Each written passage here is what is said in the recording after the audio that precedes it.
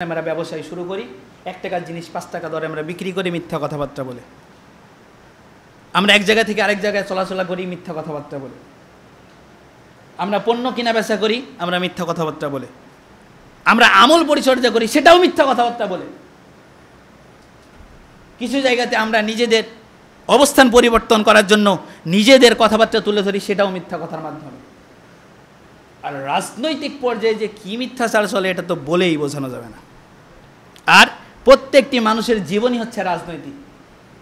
আপনি আপনার পরিবারের কাছে আপনি কর্তা হিসেবে রাজনীতি করছেন, আপনার সমাজ আপনার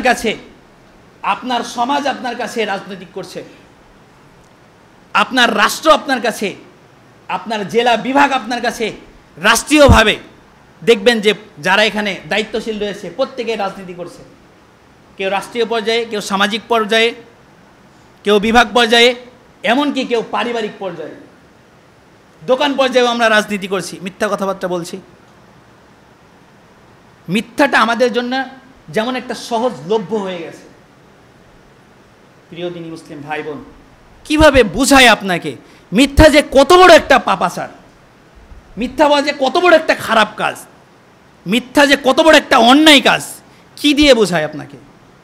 কিভাবে বোঝালে আপনি বুঝবেন? আপনি যে কাজটা পরিচালনা করছেন, আপনি যে কর্মজীবন পরিচালনা করছেন, আপনি যে উপার্জন করছেন, সেটার মধ্যে যদি মিথ্যা ঢুকে আপনার সমস্ত কাজকর্ম, আপনার সমস্ত উপার্জনই হারাম হয়ে যাবে। কিভাবে বোঝায় আপনাকে? হারাম গ্রহণ করে, হারাম খেয়ে, হারাম পরে আমাদের আমল গ্রহণযোগ্য হবে? আল্লাহ নিজে পবিত্র, তিনি পবিত্র কোনো কিছু ছাড়া গ্রহণ করেন না। সম্মানিত উপস্থিতি, কথা বললে অনেক কথা, তাই এই হাদিস থেকে আমরা 2টা জিনিসের শিক্ষা নিতে চাই।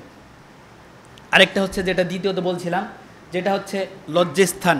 আমাদের লজ্জাস্থানকে কন্ট্রোল করতে হবে, যেটা সামাজিক পর্যায়ে অনেক ভয়াবহ একটা পরিবেশ ধারণ করেছে। এটা সব থেকে বেশি অবস্থান করে ইউএসএ অর্থাৎ আমেরিকাতে, এরপরে প্রভাব বিস্তার করেছে বিভিন্ন জায়গাতে। আর বাংলাদেশেও বর্তমান 98 হিজরিতে, মানে যখন 90 দশকে যে অবস্থা চলছিল ইউএসএ, আজকে বাংলাদেশে সেই অবস্থা হয়ে গেছে। অসংখ্য আবাসিক হোটেল, অসংখ্য বাড়িঘর, অসংখ্য দোকান পাশা ভাড়া দিয়ে রেখেছে শুধুমাত্র এই অপকর্ম চালানোর জন্য। আল্লাহ আমাদেরকে এখান থেকে হেফাজত করুন, আমাদের লজ্জাস্থানকে সংরক্ষণ করুন, জাতিকে সংরক্ষণ করুন, আমাদের সবাইকে এই লজ্জাস্থানের হেফাজত করে আমাদেরকে জান্নাতের জিম্মাদার রাসূলের হাতে তুলে দেওয়া তৌফিক দান করুন। সকলে বলছি আল্লাহুম্মা আমিন। সম্মানিত উপস্থিতি, কথা খুব বেশি বাড়াবো না, অল্প কিছু কথাবার্তা আপনাদের মাঝে বলে শেষ করবে ইনশাআল্লাহ। আমরা বলছিলাম যে আমাদেরকে জিহ্বা কন্ট্রোল করতে হবে। জিহ্বা কন্ট্রোল করার জন্য আমরা যে সকল কাজগুলো করতে পারি, সেটা হচ্ছে কি কি বিষয়ে, কি কি কাজে আমাদেরকে এই জিহ্বাকে কন্ট্রোল করতে হবে, কি কি কাজে আমাদেরকে এই জিহ্বাকে লাগাতে হবে। এখন লক্ষ্য করুন, বেশ কয়েকটা বিষয় আমরা উল্লেখ করবো, দিয়ে আজকের আলোচনা শেষ করবো ইনশাআল্লাহ। 1 নম্বর বিষয় হচ্ছে আমাদেরকে গীবত থেকে বেঁচে থাকতে হবে। বলেছি গীবত একটা অত্যন্ত ভয়াবহ কঠিন পাপ, যেটা সূরাতুল হুজারাত 49 নম্বর সূরা 12 নম্বর আয়াত আল্লাহ রাব্বুল আলামিন তিনি বলছেন যে তোমরা কেউ কি তোমাদের আসো যে তোমাদের মরা ভাইয়ের গোশত খেতে পছন্দ করো।